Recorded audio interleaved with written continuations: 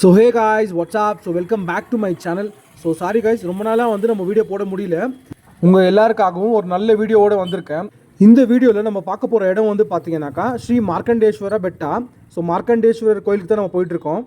வக்கலேரி கிராம பஞ்சாயத்தி. நம்ம வந்த உடனே பார்த்தீங்கன்னா வெல்கம் பண்ணுற மாதிரி ஒரு மிகப்பெரிய அளவில் வந்து ஆர்ச்சி வந்து செஞ்சுருக்காங்க. ஸோ இதுதான் வந்து பார்த்தீங்கன்னா மார்க்கண்டேஸ்வர சுவாமி கோயிலுக்கு போகிற வழி. ஸோ வாங்க போகலாம். நீங்கள் யாராச்சும் நம்ம சேனலை வந்து புதுசாக பார்த்துட்டு இருந்தீங்கன்னாக்கா மறக்காமல் நம்ம சேனலை வந்து சப்ஸ்கிரைப் பண்ணி வச்சுக்கோங்க. அது கூடவே இந்த வீடியோ வந்து நிறைய பேருக்கு வந்து ஷேர் பண்ணுங்கள். ஸோ இதே மாதிரி நல்ல நல்ல வீடியோ வந்து நம்ம சேனலில் வந்துகிட்டே இருக்கோம். காய்ஸ், இந்த மலைக்கு மேலே இருக்கிற கோயிலை வந்து நம்ம ரீச் ஆகிறதுக்கு வந்து பார்த்தீங்கன்னாக்கா கீழேருந்து மேலே வரைக்குமே வந்து பார்த்தீங்கன்னா நல்ல ரோடு வசதி வந்து பண்ணி கொடுத்துருக்காங்க. ஸோ ஃபுல்லாக வந்து சிமெண்ட் ரோடு இருக்குது. ஸோ நீங்கள் வந்து தாராளமாக உங்களோட கார்ஸு உங்களோட வெஹிக்கிளோடு நீங்கள் வரலாம்.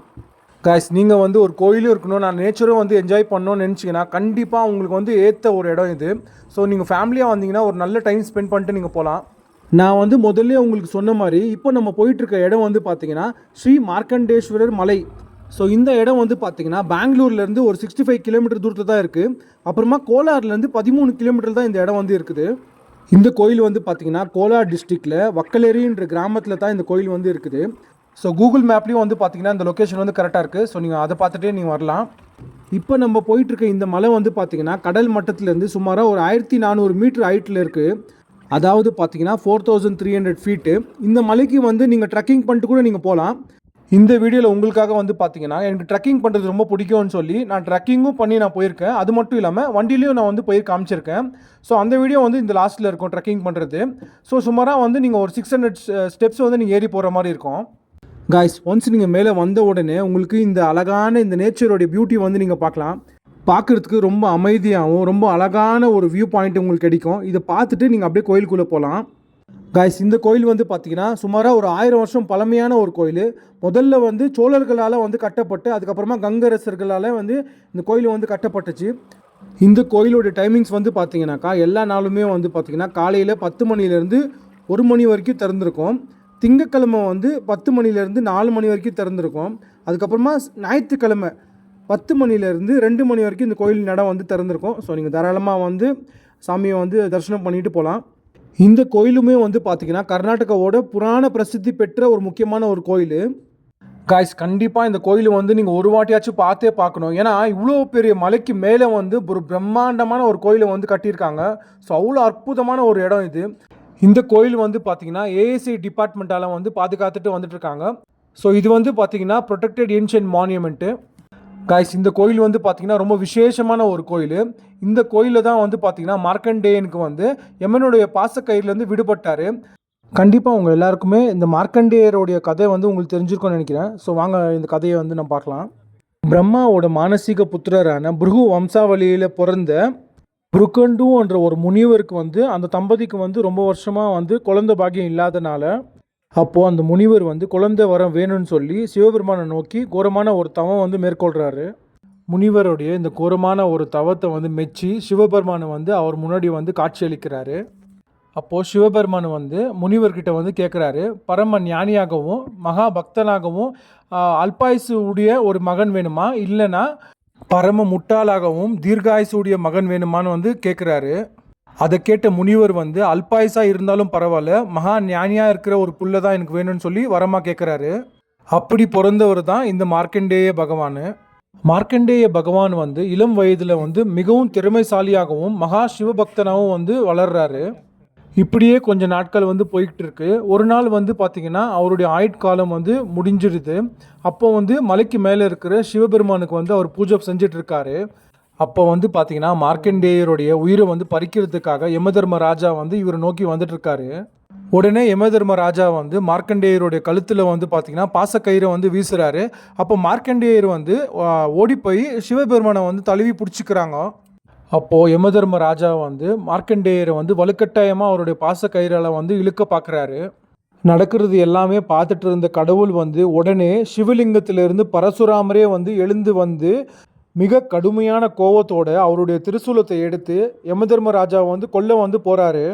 அதுக்கப்புறம் வந்து யமதர்ம ராஜா வந்து அவருடைய தப்பை வந்து உணர்ந்து சிவபெருமான்கிட்ட வந்து மன்னிப்பு கேட்குறாரு. இதனால் சிவபெருமான் வந்து சாந்தமடைஞ்சு மார்க்கண்டேயருக்கு வந்து என்றும் நீ வந்து சிரஞ்சீவியாக இருக்கணும்னு சொல்லி வரம் கொடுக்குறாரு.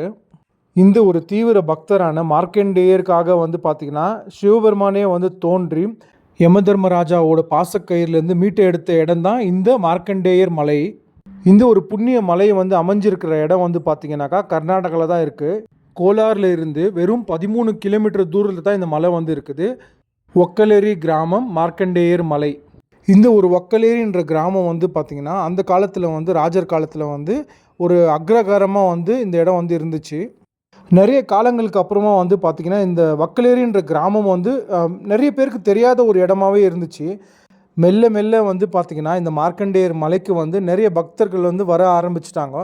இப்போ வந்து பார்த்திங்கன்னா இந்த கோயிலோட சிறப்பெல்லாம் நிறைய பேருக்கு வந்து தெரிய ஆரம்பிச்சுட்டு இந்த மார்க்கண்டேயர் மலையும் வந்து பார்த்திங்கன்னா ஒரு சுற்றுலாத்தலமாக வந்து மாறிட்டு வருது. நிறைய பக்தர்கள், நிறைய டூரிஸ்ட்லாம் வந்து வந்துட்டு போயிட்டே இருக்காங்க. இந்த மார்க்கண்டேயர் மலை வந்து பார்த்திங்கன்னா கடல் மட்டத்திலிருந்து சுமாராக ஒரு 1400 மீட்டர் உயரம் கொண்ட ஒரு மலையாக இருக்குது. இந்த ஒரு கோயில் வந்து பார்த்திங்கன்னா ரொம்ப பிரமாதமான, ரொம்ப அழகான ஒரு கோயில். நீங்கள் என்ட்ரன்ஸ்லேருந்து உள்ளே வந்த உடனே வந்து பார்த்திங்கன்னா நந்திக்கு வந்து ஒரு மண்டபம் வச்சுருக்காங்க. ஸோ உள்ள நந்தியம்பெருமான் வந்து அவ்வளோ அழகாக இருக்கார். இந்த ஒரு கோயில் வந்து பார்த்திங்கன்னா முழுக்க முழுக்க கிரைனட் கற்களை வந்து பயன்படுத்தி கட்டியிருக்காங்க.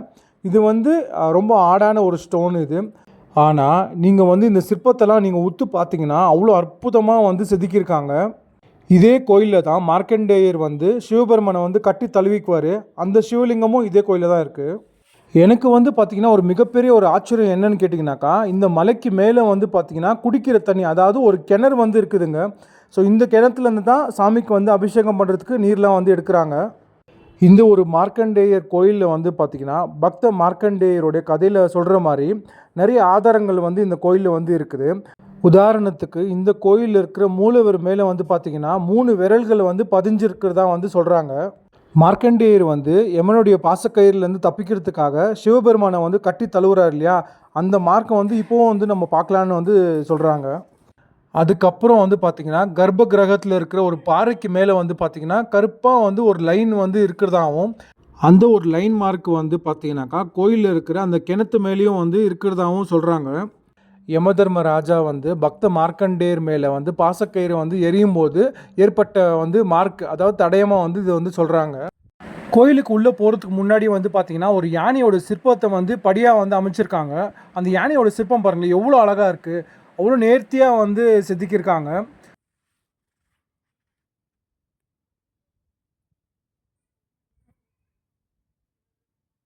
ஸ்ரீ மார்க்கண்டேஸ்வர சுவாமி சந்நிதி. ஸோ இங்கே தான் வந்து மூலவர் இருக்கார். வாங்க உள்ளே போய் பார்க்கலாம்.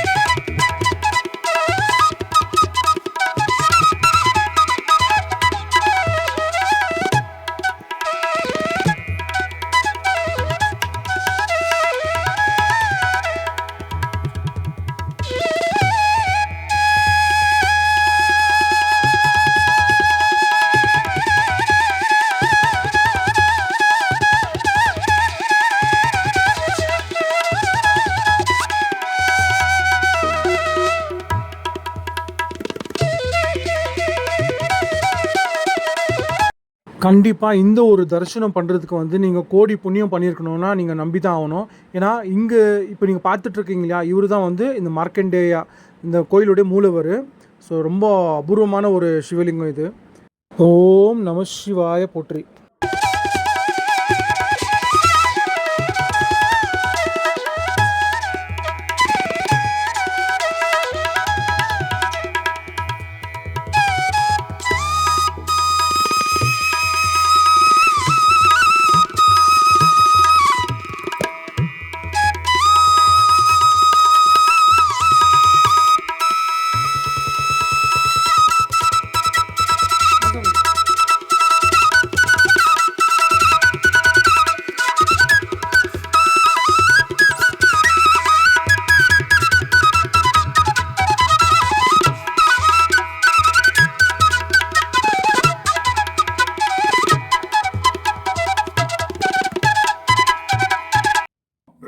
ತಪಸ್ಸಕ ಬೃಹನ್ ಮಕ್ಕಳಿರಲ್ಲ, ಅಲ್ಪಾಶನ ಮಾರ್ಕಂಡೇ ಇರ್ತಾನೆ. ದೀರ್ಘಾಶ ಮಗ ಬೇಕಾ ಅಲ್ಪಾಶ ಮಗ ಮಗ ಕೇಳ್ಕೊಂತಾನೆ, ಅಲ್ಪಾಶನ ಕೊಡ್ತಾನೆ, ಮಗ ಚೆನ್ನಾಗಿರ್ತಾನೆ. ಅವೇ ಕೊಟ್ಟರೆ ಜಾಗ ಚಿರಂಜೀವಿ ಆಗ್ತಾನೆ ಮಗ. ಇದು 2000 ವರ್ಷ ಮೇಲಾಗಿದೆ ದೇವಸ್ಥಾನ. ಗಂಗರ ಕಾಲದ್ದು. ಕಾರ್ತಿಕ್ ಮಾಸ, ಶಿವರಾತ್ರಿ, ಮಾರ್ಕಂಡೇಯ ಜಯಂತಿ ಚೆನ್ನಾಗಾಗ್ತದೆ. ಜಾತ್ರೆ ಸ್ವಾಮಿ ಜಾತ್ರೆ ಶಿವರಾತ್ರಿಗೆ ಸ್ವಾಮಿ ಡೈಲಿ ಇರುತ್ತಾ? ಓಪನ್ ಇರುತ್ತಾ? 10ರಿಂದ 1 ಗಂಟೆ ಇರ್ಬೋದು. ಸೋಮವಾರ 10ರಿಂದ 4. ಸರಿ ಸ್ವಾಮಿ. 12 ಗಂಟೆ ಲಾಸ್ಟ್. ಸರಿ ದಿನ ಸೋಮವಾರ 3:30, 4. ಅನುದಾನ ಏನೂ ಇರಲ್ಲ? ಪ್ರತಿ ಸೋಮವಾರ ಪ್ರಸಾದ ಇರುತ್ತೆ. ಶಿವರಾತ್ರಿ ಇರ್ತದೆ. ಓಕೆ. ಕಾರ್ತಿಕ್ ಮಾಸ ಪ್ರಸಾದ ಎಲ್ಲ ಇರ್ತದೆ. ಓಕೆ.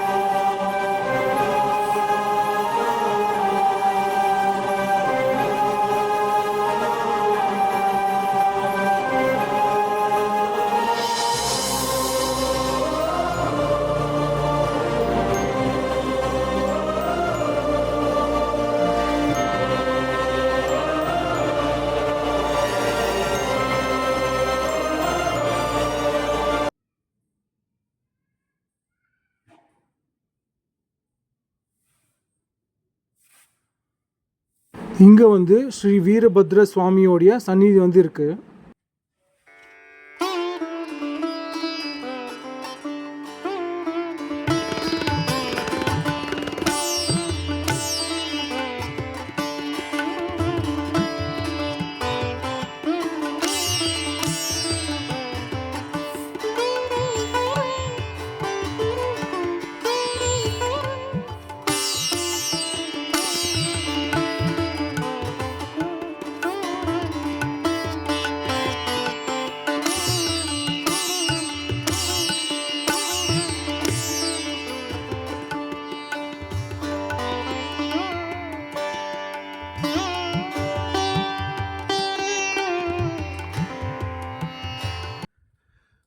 இந்த ஒரு சந்நிதியில் வந்து பார்த்திங்கன்னா நிறைய சாமியோடைய சிலைகளை வந்து வச்சுருக்காங்க.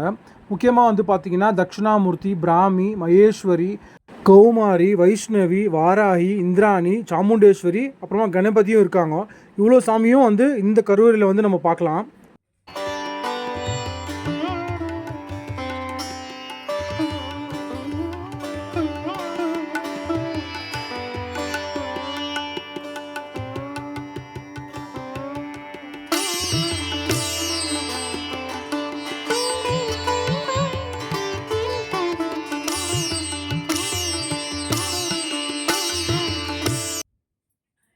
இது வந்து பார்த்திங்கன்னா ஸ்ரீ விஸ்வேஸ்வர சுவாமி சந்நிதி.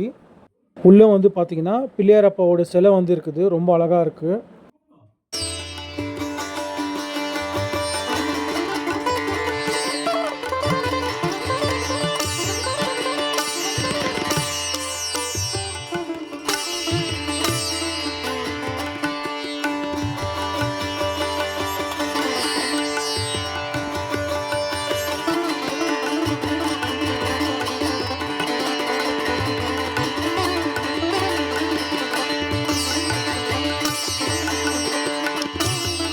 இது வந்து பார்த்திங்கன்னா தாயாருடைய சந்நிதி. ஸ்ரீ பிரசன்ன பார்வதி தேவி சந்நிதின்னு சொல்கிறாங்க.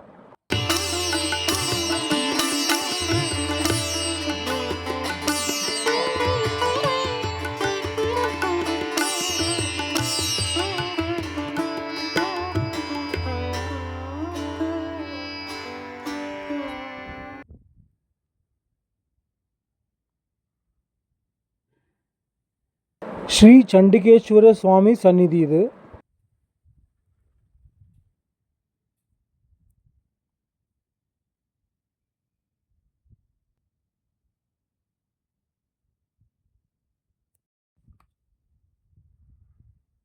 ரொம்ப விசேஷமாக வந்து பார்த்திங்கன்னா இந்த கோயிலில் வந்து பள்ளியோட சிற்பத்தை வந்து வடித்து வச்சுருக்காங்க.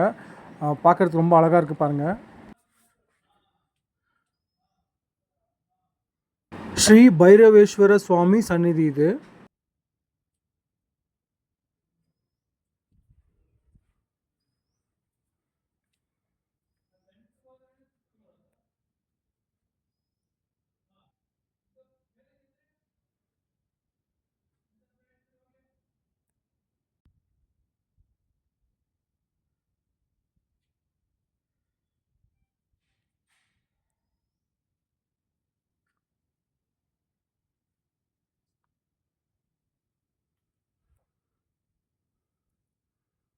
ஸ்ரீ லக்ஷ்மி வெங்கடேஸ்வர சுவாமி சந்நிதி இது.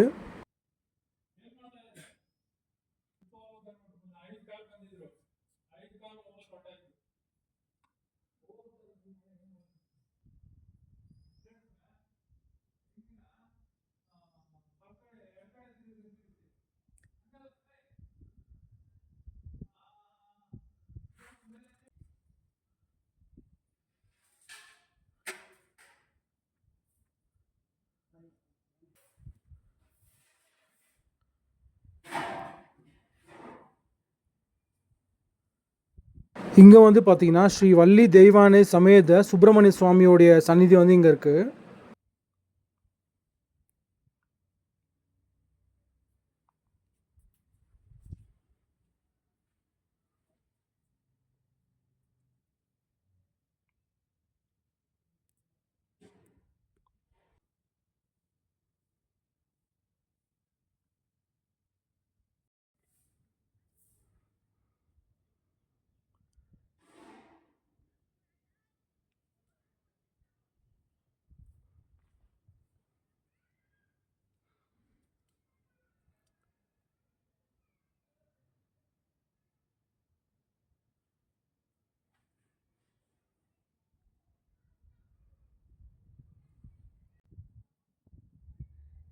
இந்த வில்வ மரம் வந்து பார்த்திங்கன்னா இந்த கோயிலுடைய ஸ்தல விருட்சமாக இருக்குது.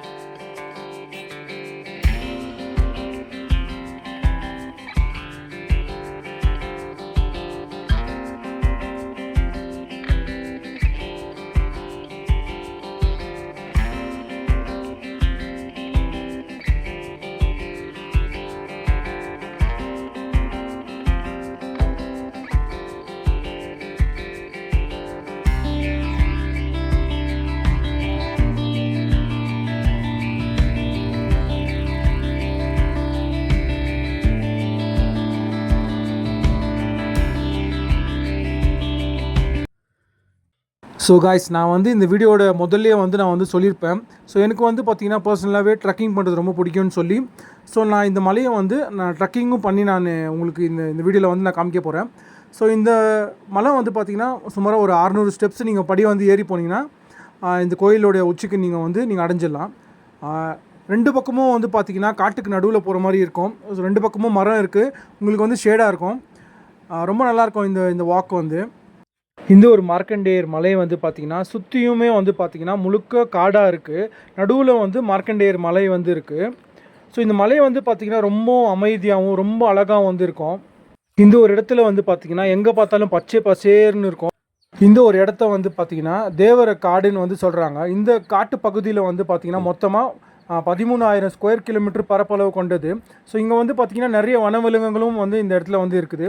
இந்த மலையில் வந்து பார்த்திங்கன்னா நிறைய குகைகள்லாம் இருக்குது. அந்த குகையில் வந்து ஒரு வாட்டி கரடி கூட இருக்கும். ஸோ இந்த மாதிரி நிறைய வனவிலங்குகள்லாம் நீங்கள் பார்க்கலாம்.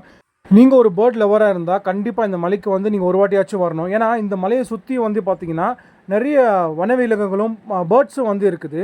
விதவிதமான பேர்ட்ஸ்லாம் வந்து நீங்கள் பார்க்கலாம். இந்த மலையை சுற்றியும் வந்து பார்த்திங்கன்னா இந்த பேர்ட்ஸோட சத்தம் வந்து கேட்டுகிட்டே இருக்கும். அவ்வளோ நல்லாயிருக்கும் இந்த இந்த இந்த சத்தம். இந்த மலைக்கு மேலே இருக்கிற இந்த மார்க்கண்டேய சுவாமி வந்து பார்த்திங்கன்னா இந்த வக்கலேரி கிராம மக்கள் இருக்காங்க இல்லையா, அவங்க நிறைய பேருக்கு வந்து குலதெய்வமாகவும் இந்த சாமி வந்து இருக்காங்க. இங்கே வந்து பார்த்திங்கன்னா சிவராத்திரி அன்னைக்கு வந்து இந்த மார்க்கண்டேயருக்கு வந்து ஒரு பெரிய திருவிழா வந்து நடத்துவாங்க. ரொம்ப கோலாகலமாக இருக்கும். காய்ஸ், நீங்கள் வந்து உங்கள் ஃபேமிலி அண்ட் ஃப்ரெண்ட்ஸோட இந்த மார்க்கண்டேஸ்வரர் கோயிலுக்கு நீங்கள் வந்தீங்கன்னாக்கா இவரையும் வந்து பார்த்து தரிசனம் முடிச்சுக்கிட்டு, இது பக்கத்துலேயே வந்து பார்த்திங்கன்னா சிக்க திருப்பதி இருக்குது, அதையும் முடிச்சுக்கிட்டு நீங்கள் கோட்டிலிங்கேஸ்வரா போகலாம். ஸோ இதெல்லாம் வந்து ஒரு 1 டே ட்ரிப் மாதிரி ரொம்ப நல்லாயிருக்கும். ஸோ இங்கே வந்து ஒரு பிக்னிக் ஸ்பாட் மாதிரியும் இருக்கும். ரொம்ப அழகாக இருக்கும். நீங்கள் கண்டிப்பாக வந்து ஒரு வாட்டியாச்சும் இந்த கோயிலுக்கு வந்து நீங்கள் விசிட் பண்ணி பாருங்கள். பெங்களூர்லேருந்து ஒரு 65 கிலோமீட்டர் தூரத்தில் தான் இந்த கோயில் வந்து அமைஞ்சிருக்குது. ஸோ கோலார்லேருந்து வந்து பார்த்திங்கன்னா ஒரு 13 கிலோமீட்டர் தூரத்தில் தான் இந்த கோயில் இருக்குது. இந்த பாறைக்கு மேலே வந்து பார்த்திங்கன்னா ஏதோ ஒரு ஆஃபீஸர்ஸ் ஏதோ ஒரு மெசேஜை வந்து கல்வெட்டு மாதிரி பொறிச்சு வச்சுருக்காங்க. ஸோ இதை பற்றி நம்மளுக்கு எதுவும் தெரியல. உங்களுக்கு யாருக்காச்சும் தெரிஞ்சிச்சுன்னா நம்மளுக்கு கமெண்ட் பண்ணுங்கள். ஸோ இதோட நம்ம வீடியோ வந்து எண்ட் பண்ணுறோம் கைஸ். தேங்க்ஸ் ஃபார் வாட்சிங் கைஸ். ஸோ மறக்காமல் நம்ம சேனலை வந்து சப்ஸ்கிரைப் பண்ணி சப்போர்ட் பண்ணுங்கள்.